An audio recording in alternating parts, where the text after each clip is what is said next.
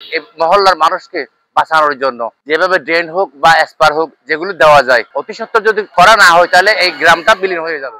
টেকসই বেড়িবাঁধের অভাবে বর্ষায় নির্ঘুম রাত কাটে উখিয়ার রেজু খালের দুই পাড়ের প্রায় 10,000 মানুষের। প্রতি বছর বর্ষা মৌসুমে খালের দুকুল উপচে 10টি গ্রাম প্লাবিত হয়। শুধু তাই নয়, খালের ভাঙনে ভিটেবাড়ি হারিয়ে নিঃস্ব হচ্ছে অনেক পরিবার। চলতি বর্ষায় এর মধ্যে 8 থেকে 10টি পরিবার ভাঙনের শিকার হয়ে অন্যত্রে বসবাস করছে। ভুক্তভোগী পরিবারগুলোর দাবি, ইতিপূর্বে খালের মাঝখান পর্যন্ত বসতভিটে ছিল। ভাঙনের ফলে বর্তমানে শেষ আশ্রয়স্থল খালগর্ভে বিলীনের পথে। তাতে যেন ভিটেবাড়ি হারাবার শঙ্কায় প্রহর গুনছেন তারা।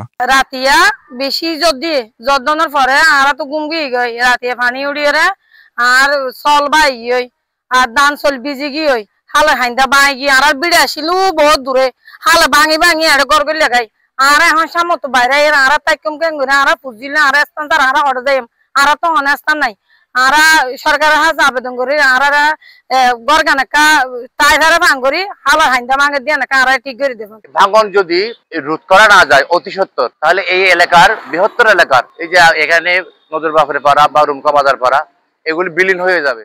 এলাকাবাসীর মতে 1 দশক ধরে ভাঙনের কবলে পড়ে অনেকে জমি কিনে বসতি করছেন বিভিন্ন এলাকায় বা সংরক্ষিত পাহাড়ে। এবারের বর্ষায় উপজেলার হলদিয়া পালংয়ের মনির মার্কেট সংলগ্ন এলাকা বিলীনের আশঙ্কা রয়েছে। এছাড়া কোটবাজার সোনারপাড়া সৈকত সড়কটিও ভাঙনের মুখে পড়েছে।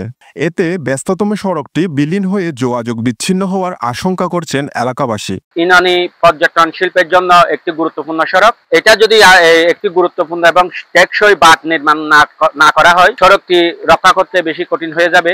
বৃহত্তম রুমকা পালংবাসীর দাবি, যদি টেকসই বাঁধ নির্মাণ করা না হয় এই যে ইনানি কোটবাজার সোনারপাড়া সড়কটি অনতিবিলম্বে এই রেজুর খালের ভাঙনের কারণে পানির সাথে মিশে যেতে পারে। আমাদের রুমকা মনি মার্কেট স্টেশনস্থ যেই রেজুখাল রয়েছে সেই রেজুখালের ভাঙন তৈরি হয়েছে দীর্ঘদিন ধরে। আমাদের এই রেজুখালের ভাঙনের কারণে প্রায় ক্ষতিগ্রস্ত হচ্ছে হাজার হাজার পরিবার। আমাদের প্রতি বর্ষা আসলে আমরা যাতে এই ভাঙন রূপটা যাতে না দেখি, এইভাবে একদম টেকসই ভাবে কাজটা করা হোক, এটা প্রশাসনের কাছে আমার একটা আকুল আবেদন।